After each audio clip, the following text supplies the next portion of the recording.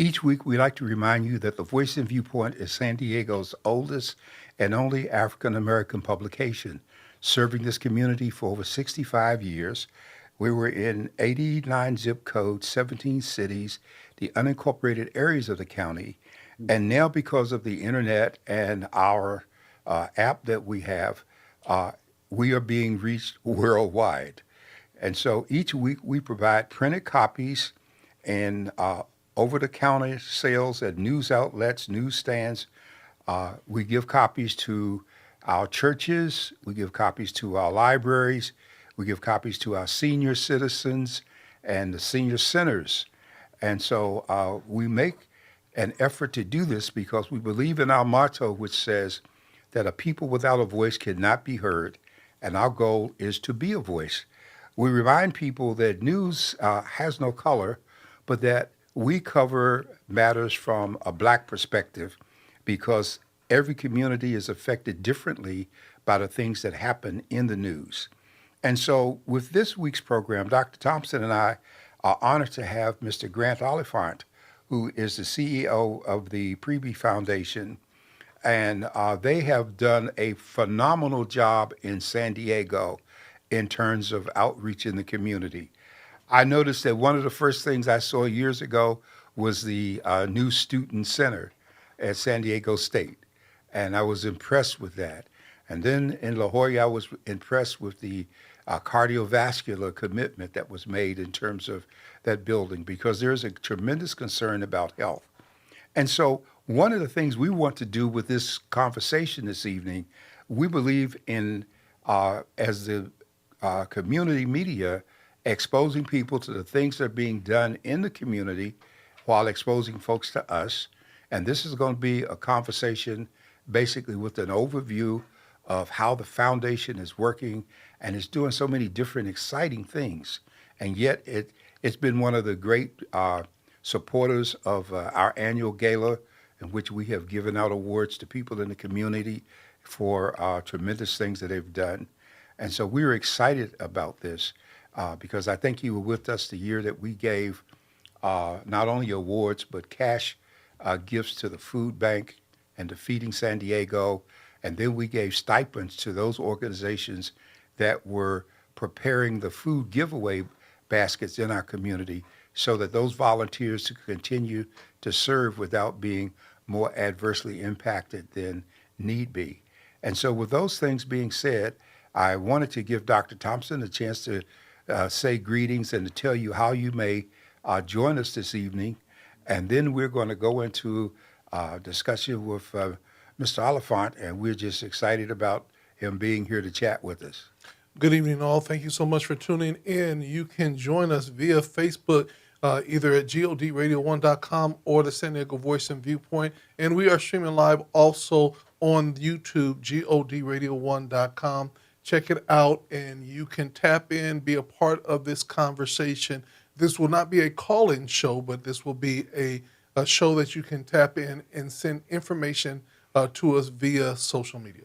Okay. And so as we get started, Mr. Oliphant, I was extremely impressed with the fact that you had a concern for public media, and public Yeah. media is certainly important, probably more respected on the East Coast than here, because we haven't grown to the extent that we have all of the discussion groups and forums that take place there on such a regular basis based on what people do. So I wanted to just open it up and have you tell us those things that are most important to you. We can have a exchange as we move. This is supposed to be as relaxed a forum as we all look.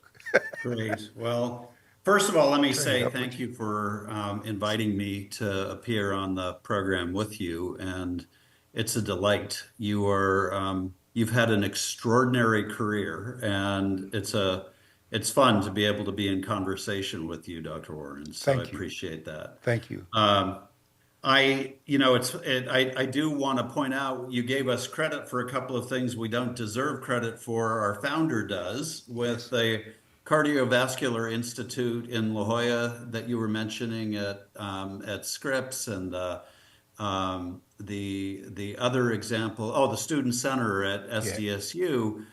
fabulous things that Conrad Prebys, our founder, did himself directly when he was discovering philanthropy toward the end of his life. He made these very large gifts to a number of institutions and really made his mark, I think, on philanthropy in San Diego.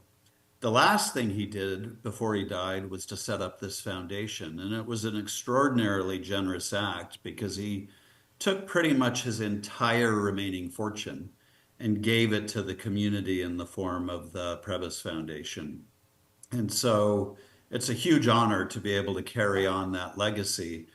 And he really left it pretty open in terms of what he wanted the foundation to focus on.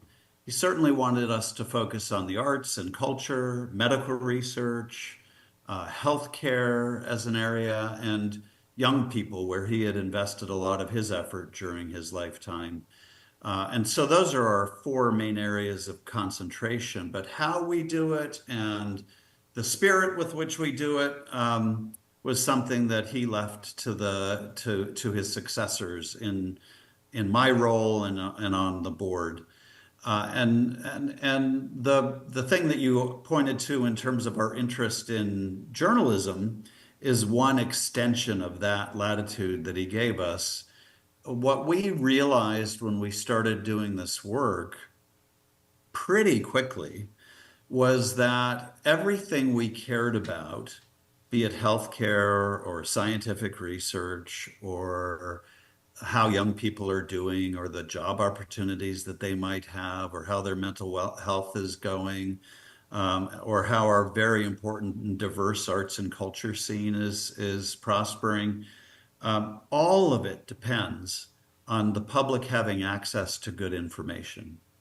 And I don't need to tell you that we're living through an age where getting access to good, reliable public information, particularly from various vantage points, is tough to find. And so we have been very thoughtful about how we support making sure that San Diegans are able to access good information and news that will allow them to make good decisions about all these issues that we care about.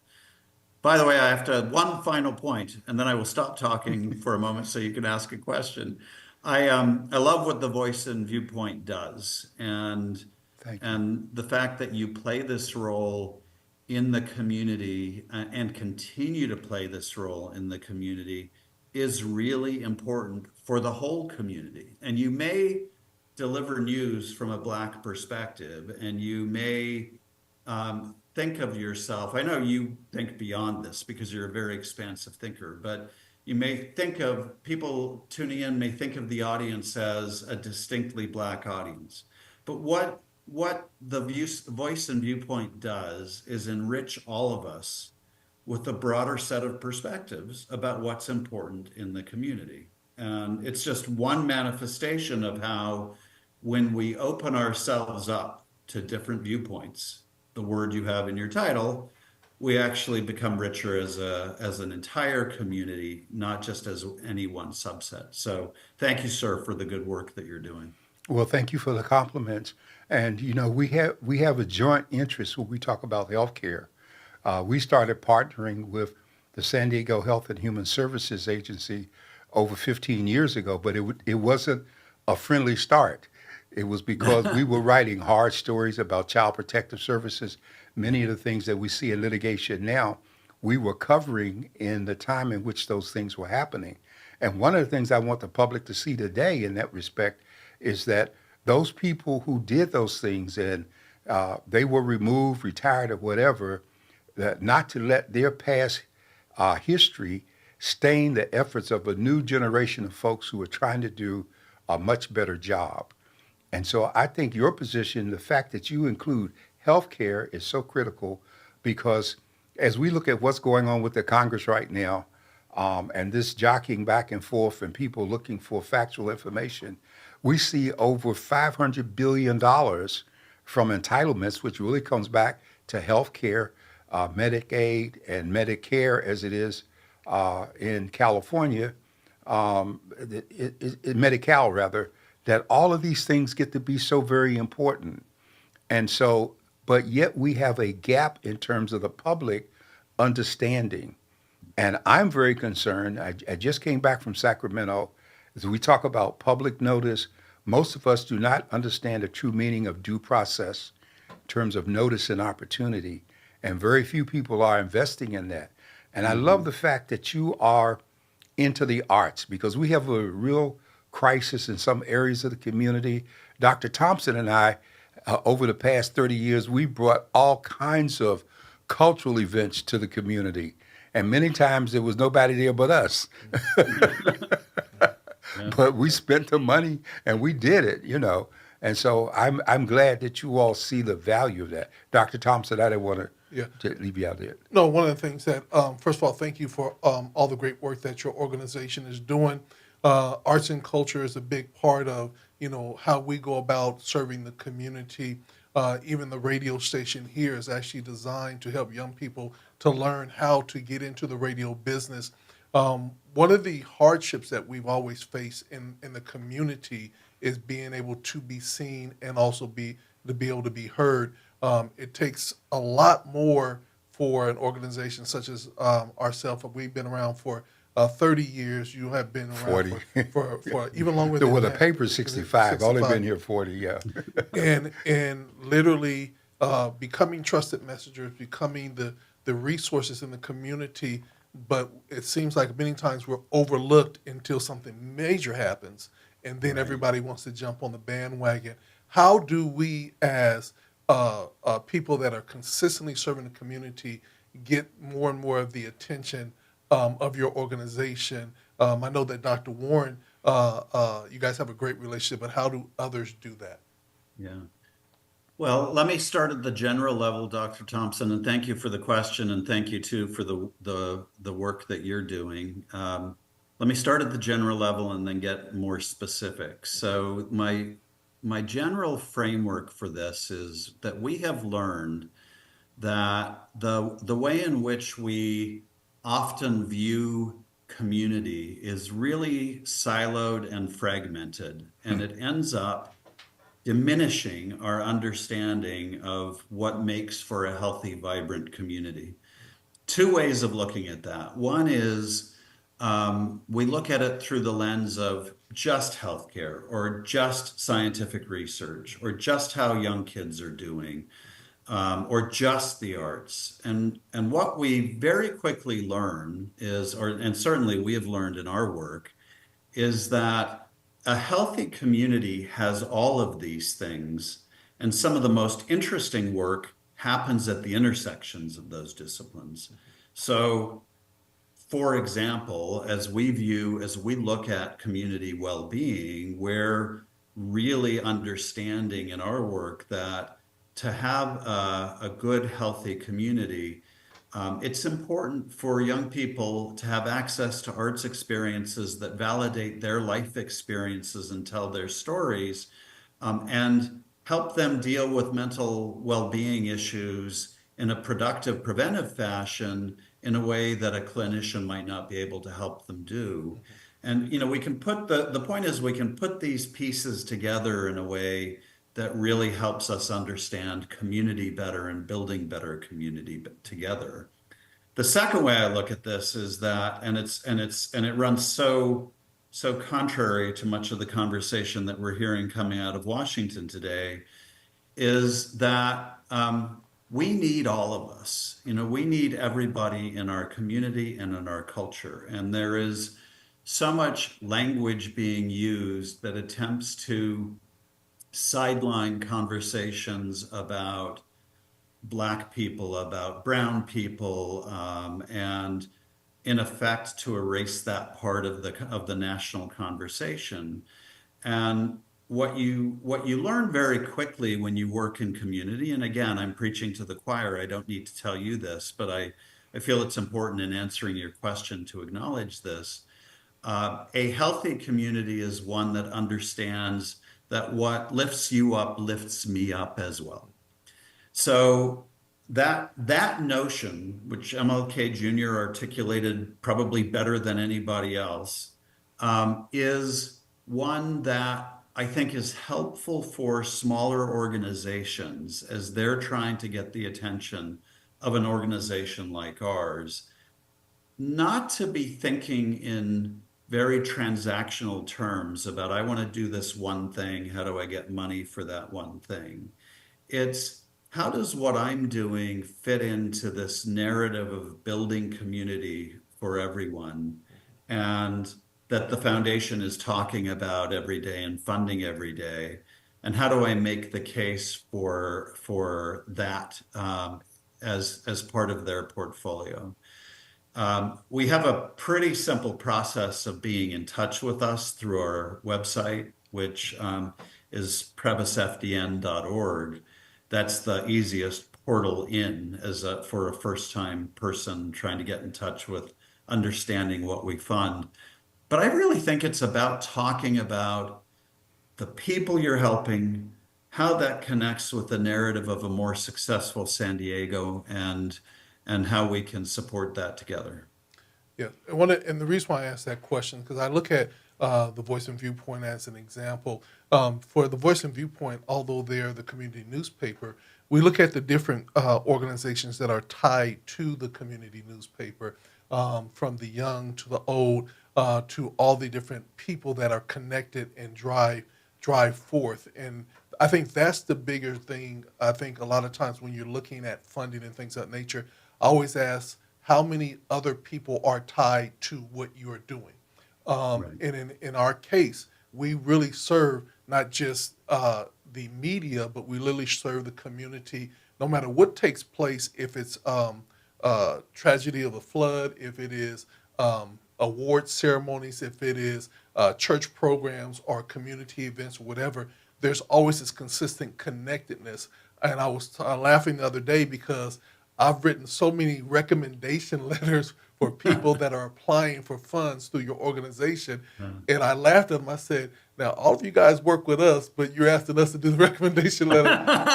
And our biggest thing is that, you know what, we're going to do that because our organizations are designed to serve other organizations and to make sure that they're relevant in the work that they do. Well, you're proving you're a big-hearted person and a generous-hearted organization. And you're right. I mean, I think this is you've already given a couple of examples of the way in which community-serving news organizations play or can play, if they're configured with the mindset that you are, can really play a significant role in moving their communities forward. And, you know, Dr. Warren cited the example of holding the Department of Health and Human Services to account and forcing some changes and opening up a new era of relationship. That's one function of the media. And I would just say we really need that still today because it's actually under threat from people who don't want, very powerful people who don't want that to happen anymore. I would like At the to add same something. time, being connected to community allows you to represent the community and to advocate for the community, which in the past journalism was often afraid to do, but I think community serving media has been more willing to do because they see how their health and well-being is connected to the health and well-being of their community. So accommodations to you for taking that approach. I think that one of the problems that so many organizations have is they don't understand the significance of relational situations before transactional. And so we have built a position as a trusted messenger because I know that over the 40 years I've been here, so many of the things that we did, we never put in the paper. A couple of majors we did. I remember there was a young lady who needed a heart transplant, and she was very young and about to die. And my late wife opened an account. It was around Christmas time. This was before the internet, and we started generating money. And by April of the following year, when the heart became available, we had raised enough money for her transplant. Wow. And so she lived an additional 3 years as a result of that. And we had another person who was very popular, well-known artist, Eddie Edwards, who did all of the artwork for so many facilities here, and he ended up needing a kidney. And we pushed that idea in the community. And I'll never forget a young lady who was 21 years of age came forth as a match and gave a kidney. Wow. And he lived a bit longer. But the interesting thing about her was she later went into the military and served. I believe it was in Afghanistan or Yeah. Kuwait, or wherever it was in the time. And she did this with one kidney, knowing that anything happened would put her life at risk. But she Mm. volunteered to do that. And so we have found that when you are there for families, we have been there for burials that people couldn't do, but we never let it be known. We were in the background. We've been there to give away vehicles. We've been there to stop foreclosures for folks, and to food and travel. But we always saw these things as a part of us being a part of the community, and not from the standpoint of a business. And so most of the stuff that we did, people who ran into problems with the criminal justice system, many times we'd had behind the scenes discussion with the DA or the judges, or, we didn't try to override those who deserved to get what they were getting, because they came too. But I think part of what you're talking about in this age of reconnecting, we have to get back to that point where we are communicating. And what's happened to us is, though we started out focusing on the black community, the entire community comes to us, and we see it in our legals every day. We just completed a 1 year program, Stop the Hate, with the California Library Services. And Hmm. the unfortunate part about that is that we brought all of the ethnic communities together, Asian, Vietnamese, Cambodian, all of these people, and then the program was gone. And then people come back to us and say, well, what are we going to do next in terms of Stop the Hate? But nobody is doing Stop the Hate now, and we certainly can't just go out and do it, but we have kept the connection in the community with people. And so I think that when the institution's effort is on service, the other part comes. Because in all 40 years that I've been in the Voice and Viewpoint, been there, I have never had a sales team. And so, Is that and right? never had a Never. sales team. Yeah. Wow. And so I tell people we're the bumblebee that nobody told him he wasn't supposed to fly. So, and we've been blessed because of partnerships that we build with Yeah. people. And that's what I think gets to the heart of what you're doing.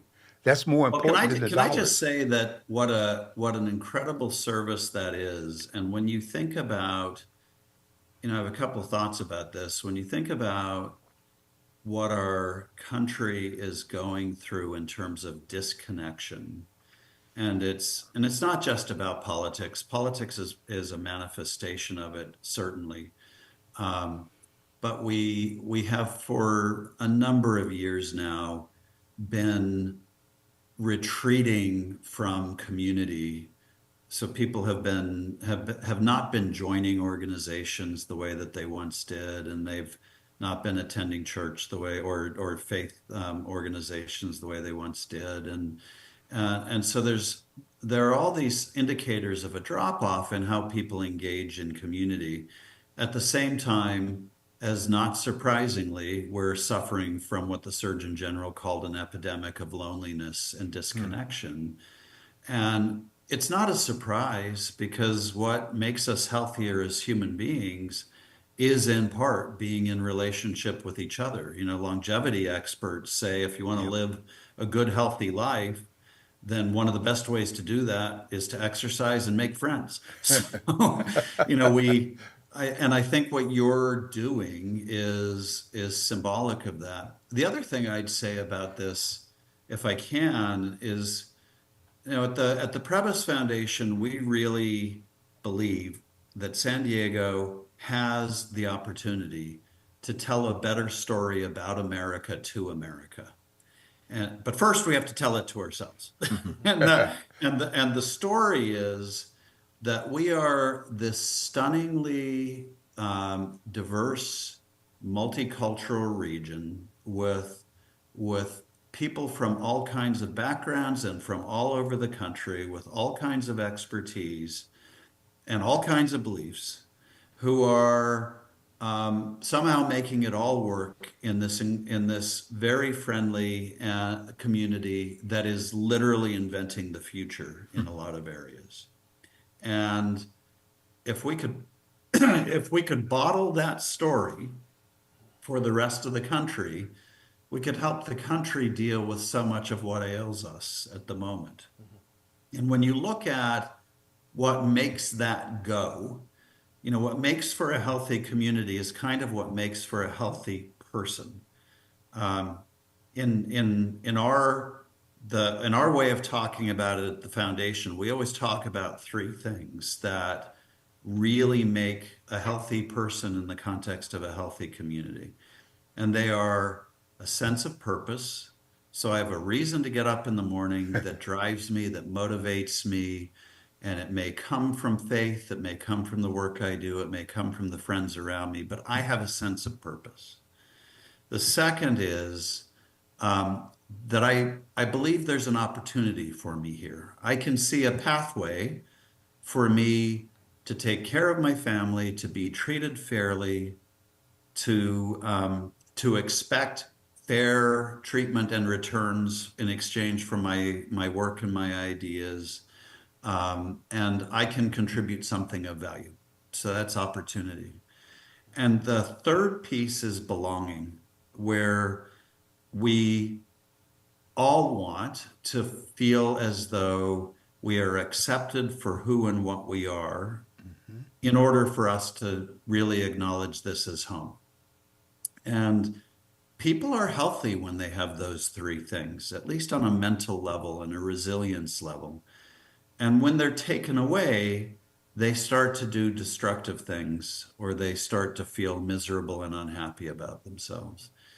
So, what I hear you describing is, in many ways, how you sow purpose, opportunity, and belonging through your business. It really makes you what we would call today a social benefit corporation. you just you just didn't have that language when you started 62 years ago, Yeah, we didn't but it take that. really is what you are. Yeah, we didn't take that legal definition. You're right. Yeah. But you know, I can relate to something in the background there when Mr. Prevey came here in 65, as the story tells in terms of the history and how he came. It was a place for opportunity. But I remember when I came here with my late wife in 84, I didn't know anyone here. If a telephone rung, it wasn't for me. You know, it's a strange, isolated feeling. Yeah, yeah, I'm used to from back east being public. You go to the mall or whatever, people know you. You get here, nobody knows you, nobody cares who you are, and so many people come here every day with that. And a lot of us who came with it have forgotten about it, and we don't reach out to help people in terms of the transition. And it is a very difficult place to transition in, but even more so if you're a person of color.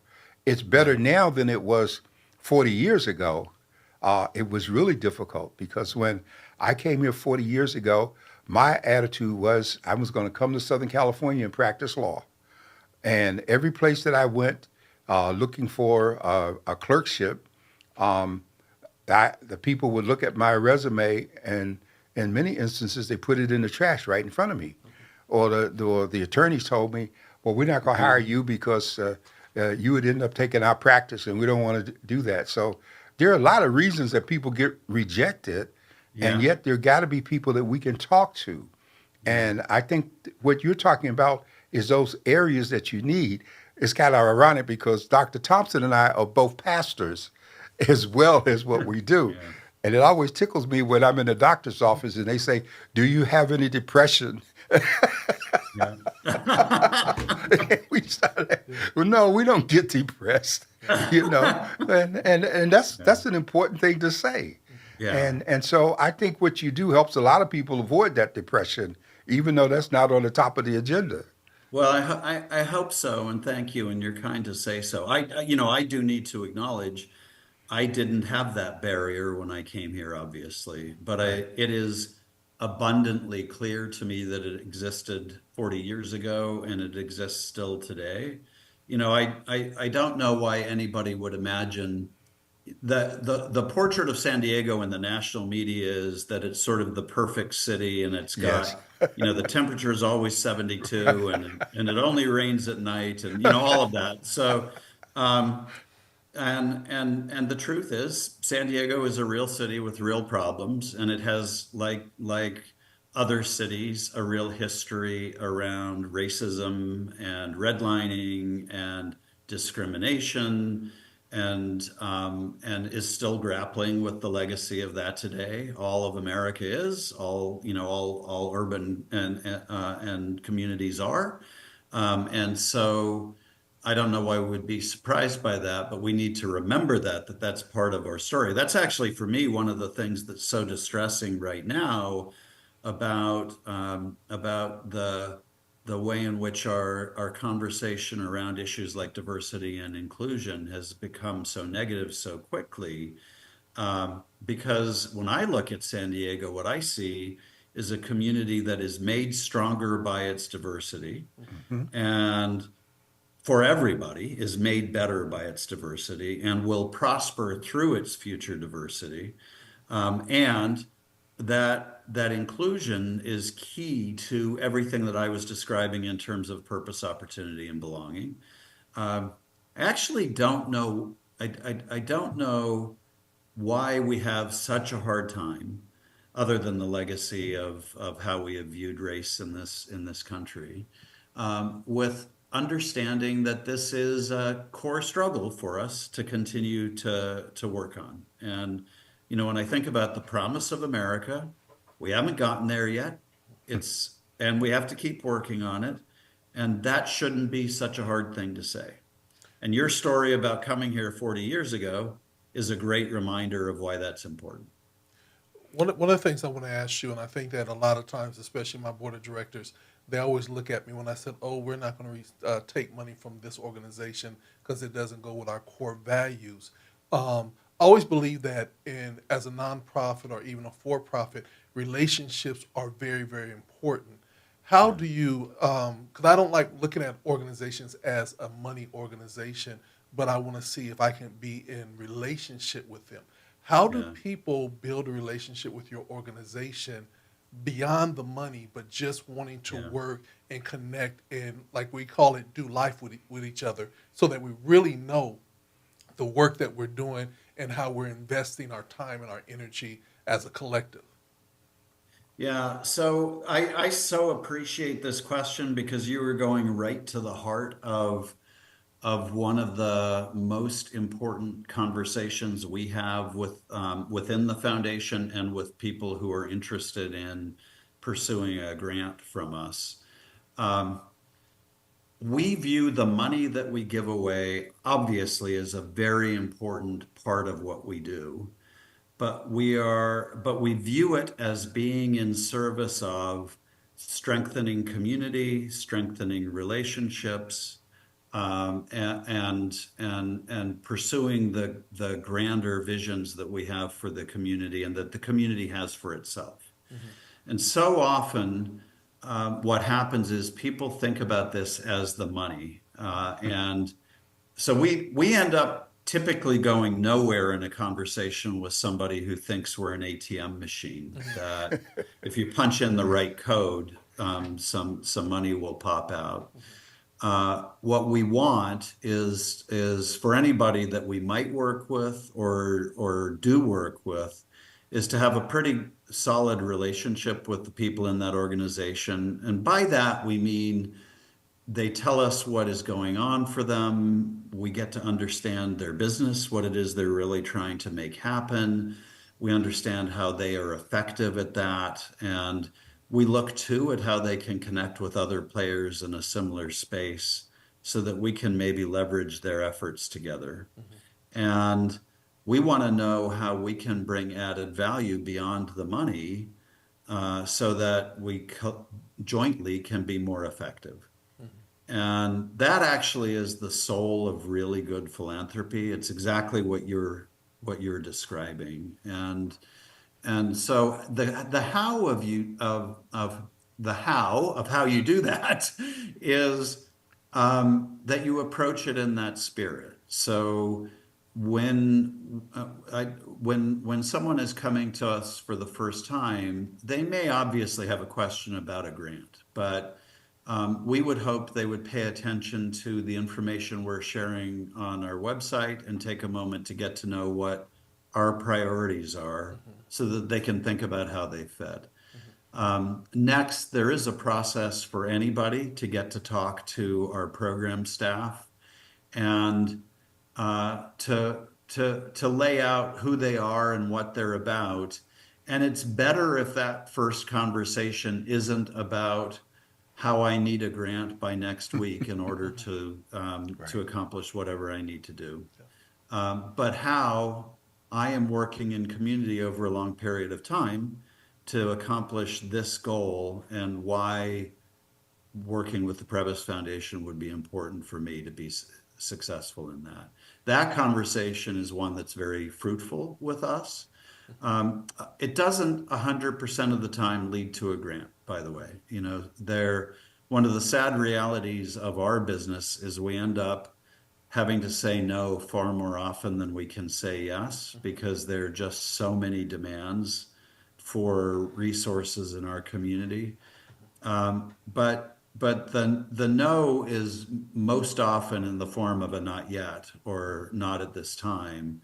And over time, that conversation and that approach can be very, very fruitful. Well, I just want to say this as the last, and the reason why I asked about relationships, because many times your relationships brings on other attention, and although it might be not now or we can't do it at this point, just the Previs organization saying, you know what, I like what they're doing over there, helps other organizations say, you know what, oh, well, if the Previs like it, let's check it out. I think right. it's so important that just like with the Voice and Viewpoint and the relationship that you have, for me, it blesses me, and I use the word bless because I'm like saying, they get it. They see what's happening, and they see how the Voice and Viewpoint is a connector. That's not locally, but it's impacting around the world.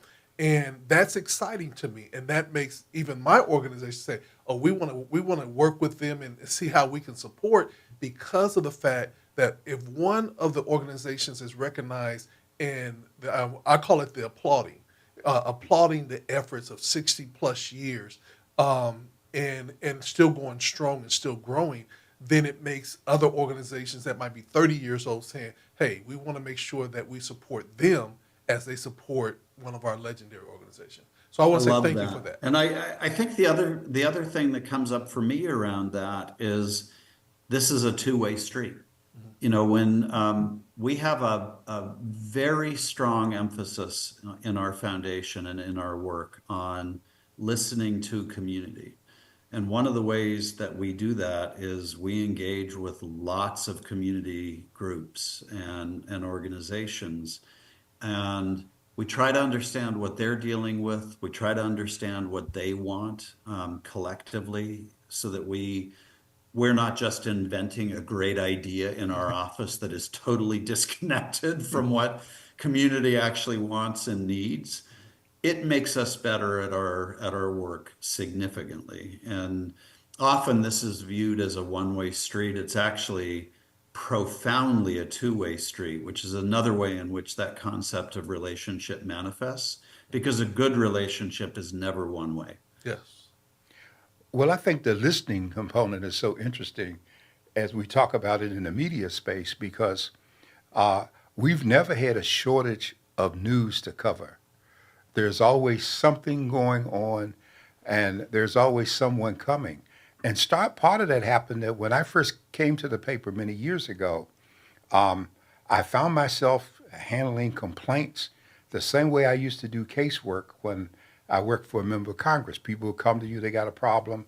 So many times it was a phone call or it was writing it up. It didn't always have to translate into a story. And one situation would lead to another. And as you were speaking, I remember on one occasion about 20 years ago, we brought all of the African communities that we could get and the Black community organizations, all of them together for a big town hall meeting. And one of the interesting things that came out of that was that there were people in the various African communities who had language barriers in terms of getting services. And as a result of it, organizations like the DA and Health and Human Services, they had to hire translators so that Mhm. people could be included in what was going on. And so many times, what seemed like an angry person was a person upset because they didn't know how to communicate or Oh, participate. interesting. And so Yeah. we've made it a point to reach out that way in terms of even though where there's a language issue, we get to know the people within the different cultures. And that's something that you don't do from a monetary standpoint. You do it from the standpoint of your function as being of service. And I still believe that service brings its own rewards if you do it for the right reasons. And so I feel very strongly about that. I never came to this business with the idea I was going to get rich, but my whole life Yeah. has It was always it been was the helping wrong people. field for that. In many ways, it's the wrong field. And you know what? Getting rich is not all that they chalk it up to be. That's right. Okay, Yeah. because once you get it, you got to try to hold on to it, Right. and sometimes Right. it's not worth all of that, you know. But you don't know it.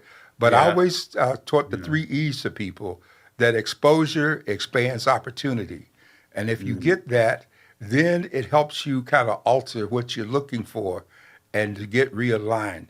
And so all of what we're talking about in terms of benefits, transactional, those are the rewards that come, I think, from the relationship aspect that we're discussing. Completely. And we're on exactly the same page. And I think there is, when I look at where people who are um, really interested in making the world better in some way, shape, or form, um, can make that difference, we really can still do that at the community level.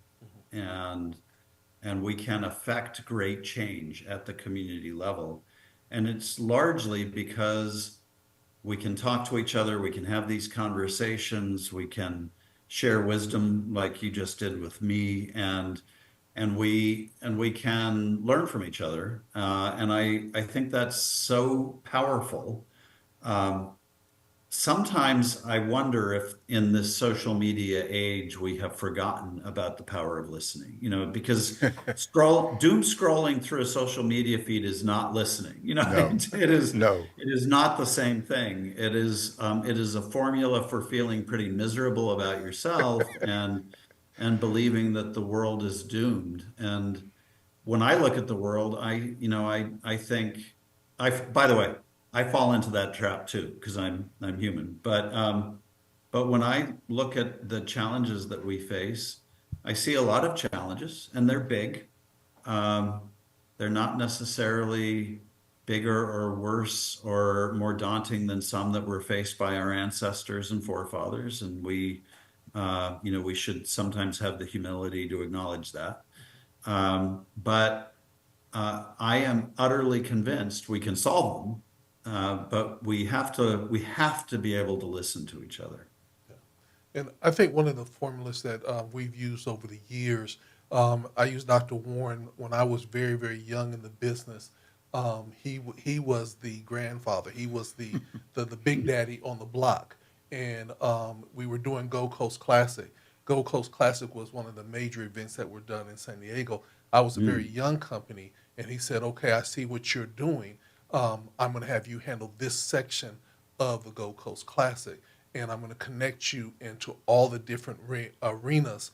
And not only did he connect my company, but then as a part of service, he then took me around everywhere he went, be it at the stadium, whatever the negotiations took place. He made sure that I was understanding every one of the negotiations and all the pitfalls. Fast mm, forward now to 30 years, and we're still partnering, still learning. But now we take the same formulas and we are now saying, how do we connect other businesses, be it the Urban League or the YMCA or all these other businesses that we actually now serve, mm. with the same connectedness of when we first started off years ago. And I think that that's the formula that you all are looking at is how do we not just be a single silos, but how do we continue to connect education, arts, family, culture all together. And if one group is doing well, it spreads out because they're all connected. Yeah. I you're exactly right. And I'm sitting with the fact that so Dr. Warren was for you both a mentor and a champion. And you know, he didn't just give you the wisdom, but he got behind you in terms of that's what you're describing, right? Yes, And yes, sir. that is something that individuals can do for each other, and it becomes harder the more you step back and have to deal with larger and larger crowds. But the spirit can be the same. The spirit is that you're going to share everything you can in terms of skills, talent, treasure, all of that. And you're going to support and advocate for people. And we do take that very seriously. You know, we view ourselves as um, eh, part of our way of responding to the present environment is that we are doing everything we can to uplift nonprofit voices. We aren't those voices, but we have a microphone and a megaphone, and we're trying to lift those up. And I think again, it just illustrates what we can do when we focus on building connectivity among people as opposed to driving them apart. Well, I know this happened before you came. You might not have ever heard of Gold Coast or know what that was all about. But going back to 1995, my late wife came up with the idea that we would bring black college football to San Diego every Hmm. year. And so for about 10 years, we brought all the major black schools to San Diego, two at a time. We had a whole week of activities. We gave scholarships. One of the leading young men today was the first scholarship recipient. We sent him to Howard University. We brought the Black College Fair here. We had when you see drum beat or step shows, we were the first one to bring that activity to San Diego, having come from black institutions. So the first year we had 12,000 people in the convention center for our first step show, while we had 400 people at our black tie reception for the college presidents across Coronado on the USS Kitty Hawk at the time. Hmm. And then we had a ball game which drew over 25,000 people. We had a community parade in the community. I brought the Clydesdales here to participate. We Wow. had vendors. We got permission at the stadium to put the vendors on the ground floor entry, which is something that the unions that control novelties didn't permit, but they supported us. And we gave trophies to the winner and the loser. They were about 5.5 and 6 feet tall. And one of the most interesting things about this was that we had a fireworks show at the end of the game comparable to the Super Bowl. But the way Hmm. that came about was the people who did the fireworks came to my wife one day and said, "We want to do fireworks for your game." And she says, "We can't afford you." And they said, "All we want is T-shirts." and so, and so Wow. they produced it. So, you know, we had a whole week, 12 events, and by donations and goodwill, people did things to help us. Even what was the group that sells tickets? Ticketmaster. Ticketmasters. Even Ticketmaster did a unique thing. The guy who owned it met with us and said, "I'm going to do something for you." He says, "I'm going to let you put a terminal in your own office, and every Wow. ticket you sell, you keep all of it, and I will only take money on the tickets that I sell through the other outlets." And that was unique because under California law, if you are a vendor, then the money has to be held in escrow for 30 days. So we were able to recycle the money in and give tickets and things to people. We created the first Black Chamber of Commerce over 35 years ago, and we gave advice and helped people for free. But we did all of these things that they in turn benefited the community, and they brought business back to us. And we Hmm. were trying to enrich businesses, which is not happening today on the same level because we didn't have any grants to do any of these things Right. initially in terms of the chamber, but we had sponsors like the Postal Service and people who wanted to be a part of Gold Coast for some 10 years. We did that. And Know the and story. and it cost about $1 million a year, but it was the goodwill and support that people gave that allowed us to do it.